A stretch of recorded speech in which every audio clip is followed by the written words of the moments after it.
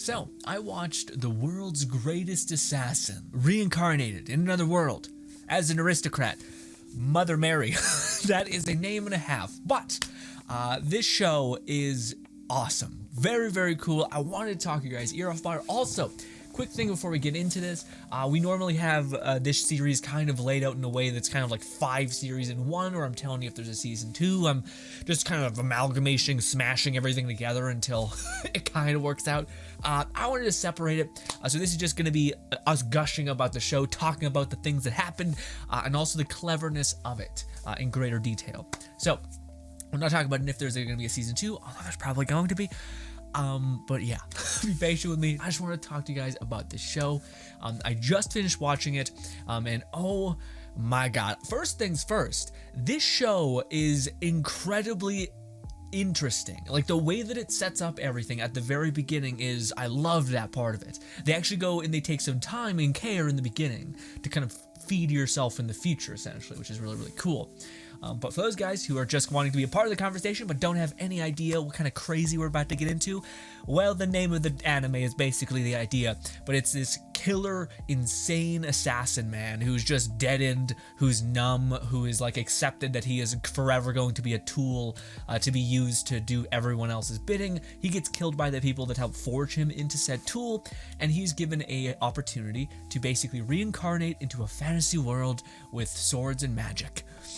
We've heard that a lot throughout the series by this goddess, and he is tasked with killing the hero before he detonates the entire world. After the hero kills the Demon King, he sets fire to the world, basically causing destruction, so it's a goal to actually save this world, to kill the hero.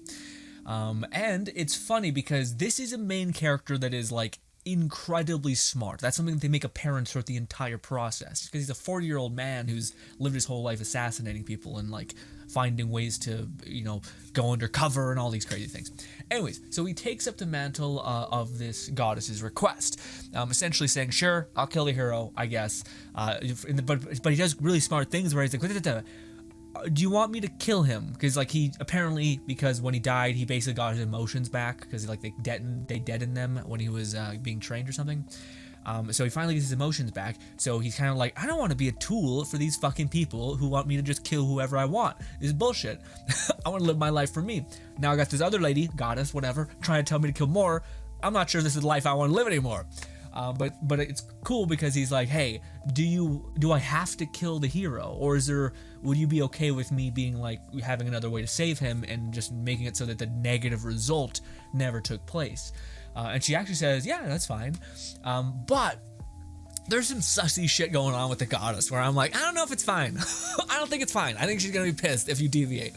And I'm also curious if this show is going to do the Overlord thing, where it's both going to be a story of the Demon Lord and the hero, and the character we're watching is the Demon Lord. I'm curious though. That might be shooting way too far into the rafters though, but let's keep going. The reason why I'm talking about the beginning right here is because this to me is the coolest part of the show. I love this part. It's so fucking awesome. But right as he's getting reborn, the woman breaks down the kind of rules for the world. Not only does she like mind meld him and give him like a ton of info, but then she also is like, hey, you can pick one of each of the like SS rank skills. So you basically have like what seems to be S rank talents or something. Then you have A rank, then you have B rank, and then you have C rank. And then to kind of like simultaneously give him power, but also express how absurdly powerful the hero is.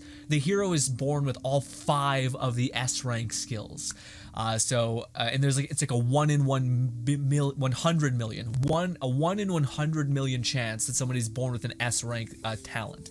So the fact that the hero has 5 is insane. And it's funny because as the assassin, this old like 40-year-old man, grizzled and shit, he's picking like the most strategic skills. And this is something I love. I wish it was done more. They kind of just burned this bridge and then get over it. But I wish this was done more in the thing where he sequences things really cleverly, almost like if you're making a build in an RPG. You're like, okay, well, this skill seems like it's not that good, but this will sequence in to these other skills that make it like 10 times better. So you're looking at the whole of the build, not just one individual skill that's kind of like usually locked behind itself being strong, and then that's it, but it doesn't feed into anything else and can kind of bulldoze or like rev up. Anyways, so and yeah, they talk about like there's a 1 in a billion chance to get an S rank skill. There's a 1 in 1 million chance to get a rank skill. Although I don't remember what his C rank skill, but regardless, he basically gets like Wolverine-like recovery. He also gets Spellweaver, so he can kind of make his own spells, which of course, assassin makes sense. He also gets martial arts, and then he also gets something else. Then he chooses like a bunch of different elements to kind of his affinity. It's funny because he doesn't go edgelord, darkness, and light. He goes just basic elements, just super. And again, this is a trope that like to me was charming, especially when we started the show, where he's just pure analytical. It's best bang for your buck that can sequence in the smartest way possible. It's not like, well, like so a lot of times within these shows, it's like an idiot being like, I like that one. And then it's just like, turns out that was the most broken skill on the planet. And you're like, what? Okay, I guess. This is plot armor on plot armor. But this is the one show that feels like it goes so hard in the paint against that of like plot armor. Because eventually the kid gets reborn, this 40-year-old man, again, trapped in a tiny boy's body. I'm happy to report it doesn't get all creepy, thank God, but although I hear that show is also fantastic and I want to watch it eventually, but he eventually, like, and they show how, like, he has and this is the thing that it gets a little weird, the main character is the most, like, inhuman person ever. Like, you know, all these other these shows are like, hey, you know, the main character has self-doubt, the main character hates himself, the main character, he was a loser in his former life and now has to become something greater, all that. But this one is like, no. The guy in his former life was a fucking bamf. Was like a hardened warrior who was focused like you wouldn't imagine. So when he gets reborn, he basically comes up with like a regiment for his future success and never deviates ever. So he like works out constantly. He like ever since he was a kid, he's been hunting and like jumping up mountains and shit. So his like base mana reserve is becoming greater and greater just because of this weird like regiment that he's making for himself. He's like training himself from a kid to full-grown man, and he, what do you call it, he's making food for himself and like analyzing like, okay, well, if I can figure out how to make the food for myself, I can make the most like protein dense food that can make me have the best possible chance of killing the hero and becoming greater. And you're just watching this like, holy shit. This is a lot. This is a lot. But it's also, this is the point where it's still really, really endearing. For what it's worth, I think we probably should stop slowly climbing up to the show and going over every little meticulous detail, or else we'll be here for hours, which I don't have a problem doing.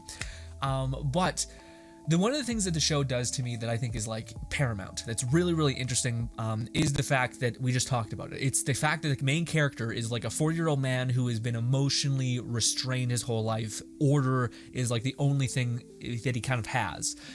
But within its greatest strength, which to me is absolutely that, it's in its cold, analytical breakdown of human emotion, of skill acquisition, of a plan, of all those things.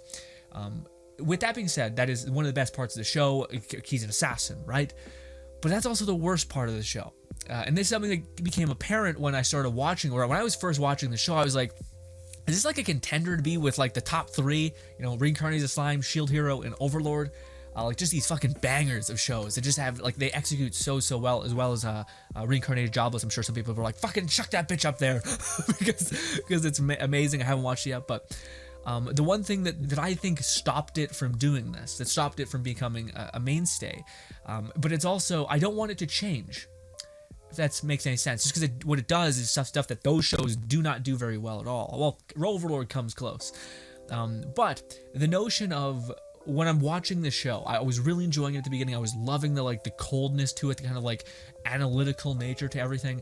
But then that keeps going, and there's never ever any character there's never like this brevity moment. There's this like wholesome, soft moment, this joke, this takes you out of it kind of experience. So eventually, like something that was incredibly abnormal, which is like this hyper serious, hyper effective and efficient, like assassin perspective on the world, eventually gets quite redundant because there's nothing to offset it. It's just that on that on that. They try to introduce a character later down the line, which is not later down the line, it's pretty early, but she's like a girl who has like has pigtails essentially. I forget what her name is, sorry. But they try to introduce her, and she's kind of this like jovial, happy, but she kind of suffers from the same problem that all heroine like female protagonists kind of side characters kind of have, which is people are terrible at doing them. They're oftentimes like the most, you've seen this character a million times in any other show. Granted, she can kind of be like a badass, like she's got a cool skill set for like vengeance and like deadening her nerves and just fucking plowing ahead. But as far as her personality, it's one note. You've seen it 1,000 times before, so it kind of is just like it's the same thing, or it's like it's not something like, oh, this character is actually different. This character actually seems like she's able to offset him in some way. It doesn't seem like that's ever the case, and also maybe that is a good thing. Like the main character is supposed to be this deadly assassin who's 40 years old, maybe like 50 something at this point with his years in the New World. It would be weird for him to be just like thrown around and embarrassed constantly, which is a nice thing. But I just find you need polarity. You need the contrast in order to make the one thing feel special. That's what Overlord to me does a really good job about. Where there's these moments of like absolute goofiness, where what do you call it? The head girl in white. I can't believe I forgot her name. People can be mad at me. She's like best waifu in Overlord. She's like the succubus lady, but she gets like hyper possessive and like freakish and like stalkery. But then she's also like this diligent, hardened, like deadened warrior. And there's like that polarity. There's these moments in Overlord where things get super fucking grim and terrible, but then there's also this like lighthearted fun. And there's like that polarity makes things feel not only interested and stimulating, but also like they have stakes. Because if you're only ever following the same thread of like seriousness, the slightest joke, but seriousness again, it kind of becomes like okay. Like, I mean, it's interesting. The ideas are really, really interesting, and I still think the show is awesome. But I think that's something that it contends with, is the main character is, and I think that might be something that they do a better job at in the manga. I think the manga has more like moments where things are goofy and playful and fun. But in the anime, which is what we're talking about, it has this weird like coldness to it. And even though like the mom is supposed to be this like goofy weirdo who's like possessive, but also like, yeah, it's just odd. But it doesn't seem like that, like it seems like there's no like, I'm not sure if it's like sound, like there's something missing that makes those fun moments feel not that fun. And maybe it's because it's so intense all the time and it's so polarizing to some extent. Not polarizing, that's the wrong word. It just feels like it's too analytical and serious. That's a good way of serious. Everything feels pretty serious, and very rarely do they're like, let's have some goofy fun. So then you just kind of get like seriousness becomes normalized, and normally seriousness in a lot of these shows is kind of like the afterthought. You know, even if the main character is in danger, like he's gonna pull it out, he's gonna be okay. With that being said, again, I loved the show immensely. Now, why was I such a fan about it? If I could summarize all my love for it, it comes in one word. This show does ideas so fun, man. Like the idea of like, but also it takes time to like develop ideas, which is cool. So like there's this thing where he gets Spellweaver, and they end up finding out that there's like actually a mathematical equation to actually doing it. So it's not just like, I see this spell, and it's done. It's like, no, there's like ways to format spells, there's ways to kind of write them. It's like work. It's like actual work. So you can't just be like, hey, we're all fucking fired off. And it kind of gives reason to where it's like, hey, this requires a lot of work, a lot of intelligence, a lot of like gung-ho nature. So it makes sense that you're not going to just have this at your fingertips, you know? Because one of the questions that comes up is, well, wait, like if it was as simple as to take this spell and put them together, why hasn't 1,000 people done that at this point? So the fact that they're like, no, it's work, it's difficult, it's complicated, you also need a bank of reserve of mana, which you happen to have because you're abnormal, because you prepared to have a ton of mana just by training. You're like, oh, okay, this makes sense. This all makes sense why he stands above like the heap, even though he had a fresh start. It's like he had a fresh start, or a good start, sorry, and made the most of it, which is quite enjoyable. Like it's like, yeah, yeah. It's like it's somewhat earned, maybe in a past life, overly earned because you were a killing machine essentially. But yeah. And a further point, one of the things that this show does pretty well too, which I enjoy. We kind of talked about it, the same idea a little bit ago, but it's the notion of emotions and relationships and those kinds of things. So in the show, the main character is never not an assassin. Like he's able to like, yes, have a slight touch on his emotions, but I wouldn't say he's emotional ever. Yeah, so like there's these moments where he meets the girl in the forest, and they make it very clear that like the guy is not necessarily good. I would say he's on the side of maybe a little bit bad, actually more than good, but not, but also in a gray. It's in like it's a reasonable gray, an analytical kind of gray of like, well, wait, this whole world is gonna burn alive unless I achieve the goal, so all this is pointless. I need to, like, I'm the one guy who has a good excuse to say, fucking burn everything alive. I need to get the one person that can actually aid me in my journey, which is a person with mana. So I'm talking, of course, about when he meets the girl that later has, like, pigtails and whatnot, and is his quote-unquote tool. Ugh.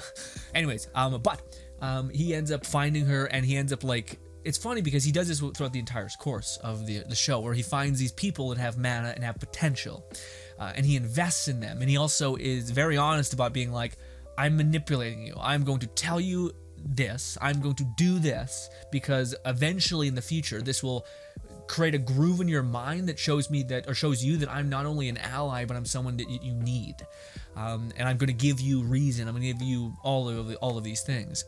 But he ends up training those same people to be manipulative, to be analytical, to be clever, to be ruthless at times. And of course, at the end of the show, all of these characters, there begs the question of like, well, why hasn't anybody left him yet? Like you've made this, you've manipulated this person, then you then show them how to manipulate, and they're like, you've done that to me. And why are they not like, fuck you? And it's because, and it's interesting because each one of them have a reason that's not necessarily in his thought process, I don't think. So the one girl who's like all in, the girl with the pigtails and the spear, she at the end, and it's, oh fuck dude, it's heartbreaking. It's so heartbreaking. I'll talk about that in a minute, but she ends up being like, the reason why I stayed with you, it's not because I didn't know that you manipulated me, and I knew you basically found me because I could offer you something. It wasn't because I didn't know that. It wasn't because I was stupid. It was because the one thing that you did do was give my life meaning and purpose, because I had nothing. I was thrown away, and I was like, and it's funny because it's kind of a testament to, I think, what people desperately need: an ambition, a reason to move, a reason to step forward, all those things. So for me, I thought that was a really good test case for that. And the same thing can be said for the one girl who's the blue-haired person who's like the business lady. She had the same thing where she was like, yeah, like I knew you why you picked me. I knew why you did all this, but at the same time, it doesn't change the fact. And that's just one thing I kind of like, is that it doesn't change the actions that were a reality, you know? And as much as there might be like an analytical reason of why this was efficient or effective or could gain you an advantage, it doesn't change the fact that you helped. You made a difference. Like the actions themselves, even if they may have had weird motives, still mattered. And for me, at least to me, like you know, that's a human thing of like actions actually making and superseding potentially a gain for you and by the action. Complicated, but anyways. And also, the relationship weirdly works. It's something we talked about a couple weeks ago with Nagatori, the show Please Don't Tease Me Nagatori, where it's like, it's funny that we watch these shows back to back in such a way that makes me feel like, oh, that's just a lesson that's getting more established. But it's not a good reason to have like toxic relationships. But it's just to say that relationships are complicated, and a lot of people can get a lot of things out of said relationship. You know, purpose and meaning and all of these things. Now, of course, you shouldn't be being treated horribly. But if you're on cloud nine and this person is gaining something from that experience, then is it really awful? I mean, if you're both happy at the end of the go of it, its relationships are complicated, I guess is the conclusion. But once again, my friends, my brothers and sisters across the pond, anime did it again. They did it again, and they continue to do it always. Guess what? The main character likes a person that we have like seen 2 hours of screen time of. No, sorry, 2 minutes of screen time of. Yeah, and he's just head over heels invested. Yeah, yeah. Granted, knowing the analytical nature of the person who made the manga, probably, maybe there's something to say about like a person who has seen a person, even if you were like a 40-year-old man who had this level of investment or whatever, when you are reborn or given another chance, it doesn't matter that your brain in the first stages of development has a tendency to imprint / value things greater in that term of mental space of a development. So when you're a little bit older, you start to have that less impact. So maybe if you had these very special, very wonderful moments with a person when you were younger, maybe like a big sister type or a big brother type, you would look upon those memories fondly, especially if they weren't necessarily hindered by family bond stuff, which they kind of are still. Gah. Anyways, but yeah, long story short, that's he ends up like falling head over heels for this one person who does magic stuff, and he meets her once a month every single month ever since she's left. So there's clearly been like a persistent back and forth with this, and also she's probably tied a lot to his development as like a mage and whatnot. But it still leaves me like that moment, like the person, and I don't know. Maybe it's like I would love to talk to like a psychologist genuinely about this, but like, what is it about the childhood friend archetype that just doesn't seemingly compute? But granted, there are like the like high school sweethearts that somehow like have a happily ever after weird thing, you know. But in anime, at least, it's impossible for what is essentially the person that knows the main character the best, that values the main character seemingly the most, that has given the most to the main character, that has showed up the most for the main character, that is just undesired by the main character. And maybe it's like a constantly being provided for, you know, like until she would leave him, and like he'd be like, oh fuck, I no longer have someone that greets me to wake up. I have no longer someone who helps me every day. Well, shit, this was quite the loss. To me, it broke my heart at the end there, where she like breaks herself just running on his behalf of the other person that he loves, you know. So it's like it's even more painful, where like she's working her ass off, breaking herself to the bone almost, withering herself down for a future that doesn't lead her to happiness. It's a future that leads him to happiness, which is almost even more poetic and sad for her love for him. The fact that she's not even willing to build, like, work this. Yeah, it just sucks. It just fucking sucks. It's a nightmare hell. It's sad. I don't know. But at the same time, I do wonder if they're gonna do something with that. Or like it kind of seems like they're somewhat building off of like the harem idea, but I don't know, because that's the one thing that they kind of mention in passing. But the blue-haired lady, the like merchant daughter person, she ends up saying like, hey, only when we're on like equal playing field can we make a good deal. And maybe that's the problem, is that the blonde girl with the pigtails is not on an equal playing field at all. She's on like a subservient kind of playing field, which is sad, because it's like, again, she's invested the most, she's put in the most work, she's the most earned, I think, of finding merit in caring about each other. But anyways, and there's still a moment for that. There's still a moment for like him, like for her to get captured on a mission, and then him just to go like fucking blitzkrieg and just like, no, like I didn't realize how much. Yeah, you're my person. Or maybe she like gets mind controlled, backstabs the family, and he has to like say, no, I'm gonna take on everybody, because at the end of the day, you're my responsibility. You're also a person who cares about me. You're a person who took care of me. Yeah, fuck it, burn the world, you and me, let's go. But I don't know. I hope that's the case. Man, in all of these shows, it doesn't happen. The one character that has given the most, the one heroine, who has given the most, who has showed up consistently, rarely ever wins, and it's just sad. Which to me, I'm just like, this sucks. This fucking is a nightmare. Why, God? Why have you done this? I don't know. Maybe I'm a sorry sap, but it is what it is. On the topic of being a sorry sap, oh my God, man. I think I'm not sure if I introed it like this, but this show. Man, I don't know what it is. There is literally a scene in Overlord which talks about a person. I don't want to spoil everything, but there is a person who is literally filleting the flesh off of human people and other creatures to make magical scripts, and that's a thing. There's also, they talk about everything in Overlord. They are not like assault. All that stuff is very apparent, and they're not hiding away from it. But even still, this show has like, and it's kind of weird. I don't even know if I want to like commend it. Definitely not. Just like the artistry of like writing a story, because they kind of seem like they're, and this may be like the manga versus the anime having to squeeze things in, but it does seem like they squeezed in like horribly traumatic experience where like you're watching the show and then it gets dark as hell and like fucking awfully dark, and then it goes right back to like, and we're just like, you know, poking people in the neck with a little knife, and that's it, and we're like doing some martial arts, bah, and then they just leave that behind and it never ever comes back.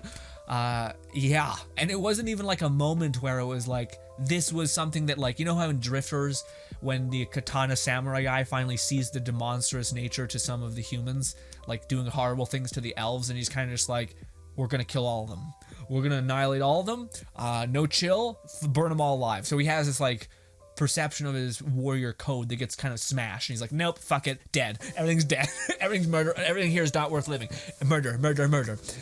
So there's a point to the seeing the grotesque action. It kind of pushes the plot forward in a way in Drifters. But in this show, I'm talking about the scene where he meets the merchant girl, and it's just, first of all, it's just sad because it's like, goddamn, like, I don't know, like the girls are having a great time. They're like getting on the come up. They're working hard. They're kicking ass. They're like surviving. They're also in this like little open air cot in the middle of like nowhere, like in the middle of a city kind of alley. And they just get like, these people jump overboard and they just start fucking shit up, and they just take them, and it's awful. And then they start working them to the bone, and that's already kind of like, okay, well, this is just disgusting. These people had like a flourishing career. Like, it was great. One girl was helping everybody. It was nice. And it's funny because it's like, these people were getting by without the adoption nonsense, but also it makes it even more painful because apparently like the person in the like the Duke of the land, like the wife of the Duke, said that they would give like, they would give award money to people who were taking in kids.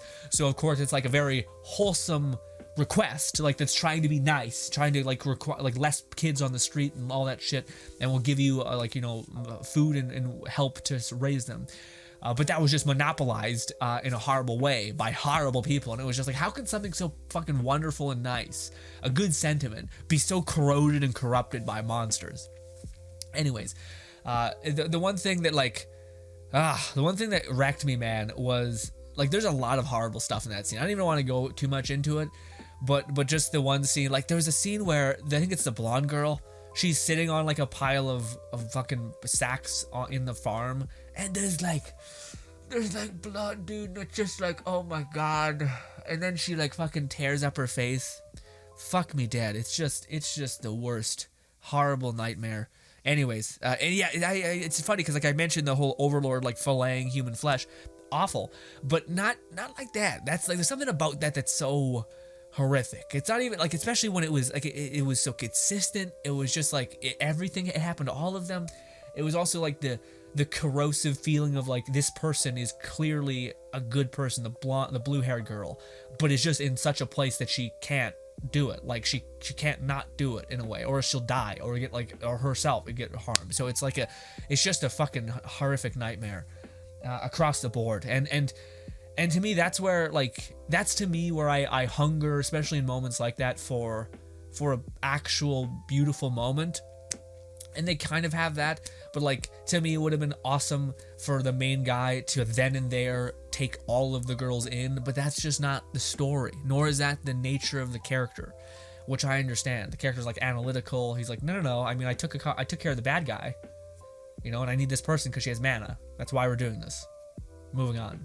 You know, but it's just like, but those people got destroyed. Like, and he's like, yeah, I killed the people who destroyed them. They're no longer going to get destroyed or like, you know, ripped to shreds by the world, you know, or like, as much as I can do. But it's like this, that's like not what you want. You want those motherfuckers to burn. You want him to like repair their mind, like destroy the horrible memories that now they're having to live with. You want them to fucking give them a huge out. And he does. But not really. It's more the blue girl who ends up kind of like positioning herself in such a way that's like, I know you're coming to me because I have mana, and I'm gonna facilitate that to you or something. But at the simultaneous, I'm a business person, and I want to keep making it so my girls, the people who I love dearly, who were destroyed by the horrors of the world, that they're gonna get theirs. They're gonna be okay. And they do that, but fuck. And there's a moment where it's a kind of sweet, which again, I think he just like repairs her face, which is nice. But man, I don't know. I hungered for a moment after like they fed you such heaps of despair. with that story. That like there be it's funny because human beings crave a savior or crave violence. It's like it's two routes. You either want to see motherfuckers agonizing pain who did horrible atrocities to people, or you want to see that the people who had such a bad go of it get theirs. People who had to chew through such immense suffering got to have a better life, got to have a life that they deserved, even despite the suffering that they had to go through, you know. But maybe that's the manga guys or woman, whomever it is. Maybe that's their perspective, is like, well, sometimes, a lot of time, most of the time, you don't get that. You get, it's the pain stops, and now you have to find a way to seek a life that, it's not like someone's gonna come and save you, and just like, pain's gone, I'm gonna work my entire life to now give you good things. It's like, I'm sorry, that's not the nature of the world. The nature of the world is you gotta work your ass off to get something that is kind, to get something that is whole, warm and sweet and worth investing in. I wish it wasn't that way either, but when it's true, it's like if you wait for the world to save you, you're gonna be kind of stuck. And I think that's something that the one girl, the blue-haired girl, is kind of positioning herself in, is to kind of try to be that person who I think is going to continue to build upon that, because it seems like she's going like buck wild with like making trade a businessman, a merchant. I think in season 2 we're probably going to see something where she starts to act on her own, and maybe he has to come in and help in some way, because she seems like she's trying to kill the people who killed her father, which is interesting. And the last thing I would like to talk about, ladies and gentlemen, this is where some of y'all might want to turn tail and run. Because I did a little bit of research on the sequel, on season 2. So what are we going to experience in the assassin story in season 2? I did like the basic amount, the bare minimum, okay, amount of research into the manga. I read like a chapter that I thought was cool because I seen an image, okay? But essentially, one of the things that the show permeates constantly is this idea that the goddess is cruel or evil, or has like a double-sided nature. Like even within the opening, the main guy like points a gun at her like, "You're next, bitch," kind of thing. But it's funny because the beginning of the show does a decent job enough about being like she gave you an out. She gave you like, hey, the world's gonna go into calamity, and as long there's a small route in which you can save the hero, but it's very, very minuscule. But you can take it if you want. That wouldn't be upsetting to me. And to me, I wonder, because they say that they're very clever about the wording of this, and I'm wondering if it's the way it is, and I could be way off on this. All I know, this is just a quick TLDR, is the next half of season 2 most likely will be talking about the story of the hero going to this academy, and essentially this academy is where our main guy, the assassin, goes and starts taking classes with of course his twin tail person, or whatever her name is, like his maid or whatever. Also, the moment where she like admits to being a tool is just like horribly sad. I hope that in the future, if she does become like a main contestant for like best like actual end up together kind of thing, I hope she goes away, becomes badass, doesn't need him anymore, and then he's like, well shit, I actually kind of fucked up by not valuing you as much as I should have. Anyways, quick TLDR. So he goes to this school that the hero resides in, and they start to unravel that the hero, and I'm not sure if this is all correct, this is just like a couple chapters in, but it seems like the hero is very much, he's like a farm boy who had a bad upbringing, where it seemed like his like the duke, which is, he was like the duke of a land, I think, and his dad made him do farm work constantly, and eventually he started coming into all of these powers. But that only further to isolate him from people, and it seems like that's the slight go of it. It seems like the main character is like, okay, well, I'll position myself in such a way that I'm going to be friendly to you.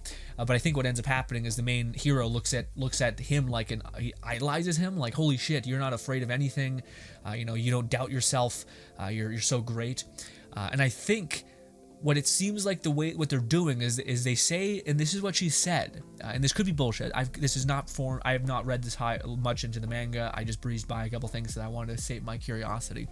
But I think what they're doing is, I think the guy, the assassin, who has like fucking like nuclear power damage, I think in some ways he might be or become like take the mantle of the demon lord.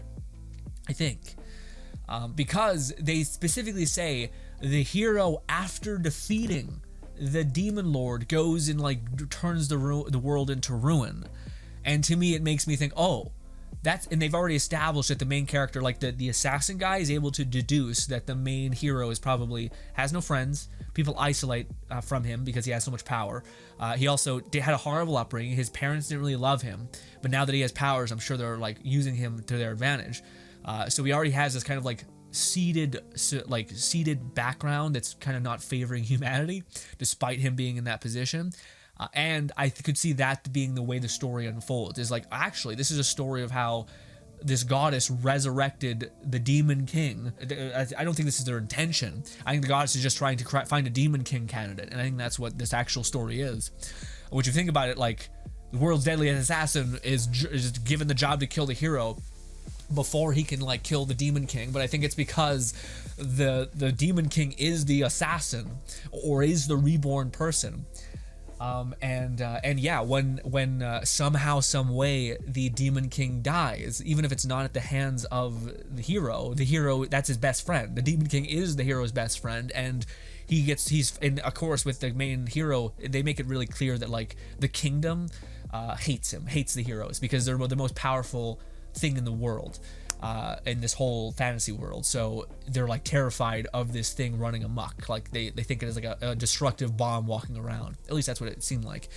And that the hero has no need for like friends or anything like that, so they isolate him hard. So the fact that there's this assassin person who not only has like the stealth and like the weirdness to constantly keep getting past all the guards and like saying hi to him, and also he's a high noble, so he can say hi to him, all of these things permeates that idea of like the friendship growing stronger and stronger and stronger, and then for there to be this aha moment where it's like, wait, maybe I'm not sure if he becomes the Demon King or if he is given the mantle for the Demon King, or, and this is my other thought, maybe he befriends the hero to such a point and decides that he's not going to be a tool, and then goes to kill the Demon King, and then maybe he dies, and then that's what sets the hero off onto a spiral of depression, and then like just sorrow and fuck the world, it doesn't matter, my friend's gone, it all can go to shit. And that's maybe like the course of sequencing happening. I don't know. It could be a lot of fun things happening there. I don't know. I haven't seen the show. I haven't seen the manga. I've only seen a little clip that showed the introduction point in where season 2 goes, essentially, where we're going to see him go to this magic school, become proficient in it, become renowned in it, then meet the hero, and then I don't know if they blossom into a friendship. I would assume, because if they just kind of start butting heads, it would make not a lot of sense to me. But also, I'm very curious that's just like a fun archetype in general, because you have this like what is essentially the Demon King, except at this point we're bought in. Like, we like the Demon King more than the hero at this point, and we've seen the hero do, or our Demon King, our assassin guy, do fucked up shit. Like, he's murdered people constantly. So to see there probably be fun moments or horrible moments where like he sees the assassin murder someone outright and be so cold about it, and him kind of look at the assassin guy like, what the fuck, dude? And we're kind of like, no, you don't understand. It's fine. And then the hero's like, what? Or if the hero's like, I gotta kind of make a choice whether I accept that this is happening or I fight him and I don't have anybody, so I'll choose to side with you. I don't know. And maybe starts to like, I feel like they could yo-yo a lot, where they could like show instances of like, oh, do you think the story is gonna go down the route of this? No, guess what? The hero is starting to like, because he had to accept, it's either lose my friend or accept the horrible atrocities of slaughtering people that I perceive potentially as innocent based on the story. Then now it's going to bulldoze into like maybe the hero becoming more villainous, and then the assassin being like, fuck, I'm the one who's detonated his morbid curiosity or something. And then for it to go back and be like, no, actually he's a good, kind-hearted person. It's just he's also like not completely judgy about when things need to get brutal. But then it still goes down that same route of like, we're still going towards the fact that the main character becomes or is the Demon King, and the way the goddess worded it is in such a way that would make it so that the Demon King, it is true. Like, again, as soon as he kills the Demon King, he goes into like the world goes into ruin. It's because he's got like the hero's got devastating power. So if he kills his friend, and his friend is like the only reason for him existing, because everyone else is shit to him, and like no one, he's isolated, he's alone, then maybe he just says fuck the world and tries and blows it up. and maybe that's the goddess's plan, or maybe the goddess's plan is like, no, let's have a world where like the demon king reigns, the demon king like is real, and then she actually finds a candidate that's like, actually, I'm not even like a monster for doing this, because you're not like a bad. Like, you're not a bad ruler. Like, you do things methodically and analytically, but that's probably what a ruler you would need. You wouldn't need someone who's you know, has all the power in the world but can't lead or come up with a plan or structure or give like purpose and meaning to things analytically. That's the person that should be leading. So maybe that's her sense of like, well, actually, someone who is analytical and focused enough to actually tear down this insurmountable wall, which is the hero. Maybe that person would have to be, you know, who would have to plan good enough to warrant execution, all of these things, and therefore would create a candidate that is worthy to actually be at the head of a world and to kind of govern it. And because he's human, he's not like he's going to overstay his bounds, unlike the hero, which seems largely like they've got like regen. I'm not sure if that means they're immortal. It seems like it should heed in that, if anything. But ladies and gentlemen, I've talked to you off enough about the show. I very much enjoyed it. I cannot wait, especially with that. Again, there's so much fun, I think, to be had in season 2, especially with the whole like school archetype and the fact that we already done so much groundwork on like the main character being super sufficient, like he's lived on his own, he's had to grow up way too fast. He has like these people coming into his space, and we already have these established fun characters, which I think we're going to see more of, and also these like side plots that are going to blossom, I would assume, and then we have this brand new like meaty plot of the hero, and how that's going to pace out and how that's going to happen. I think I do really like the idea of that's being the overarching story, though, of like a goddess chooses a candidate that is supposed to be just like a guy, but actually is the reincarnation of a demon king or something like it. And that sets in forth this plan of trying to harmonize the world because, you know, an overpowered hero just wasn't cutting it. It kept, like, you know, a guy who has all the power in the world but none of the sense or reason or like, you know, numbed perspective of how to rule things, is a person who actually is just a powerhouse. Like, why would he be good to lead? He wouldn't. Why are you using this as a metric? And then instead for there to be like, well, actually, as an assassin that could like beat down an insurmountable wall that is this like all-encompassing powerful hero would actually be someone who would have the planning, the understanding, and the patience to probably rule a world and kingdom and flourish in that regard. Also, he would be understanding about like, no, things need to get messy if you're dealing with the horribleness of the world. Politicians that are corrupt and horrible, you know, whatever, especially in this world where like there's all these horrible things happening. I bleep that because YouTube hates anything like that, which is fair. But ladies and gentlemen, thank you so much for your time. Hopefully you guys subscribe to the channel. We're going to talk more about anime, and we're going to do it in this way, to where I'm just sitting down. I wanted to talk to you about the wonderfulness and interesting ideas that the show, I think, portrayed, and I would love to hear what you think about it. What you felt about the whole show, and also there is a video right here if you're still curious, if you made it all the way here.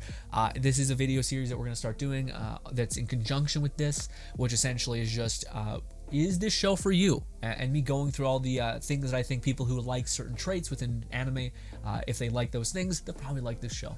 That's kind of the idea. Is should you watch blank? And with an air on like, well, this is made for somebody, but it may not be us, it may not be you, it could be me, could not be you, to just look at it through that lens. And I hope I can use some footage of it. Granted, every single one of those videos might be copyright claimed. Unfortunate.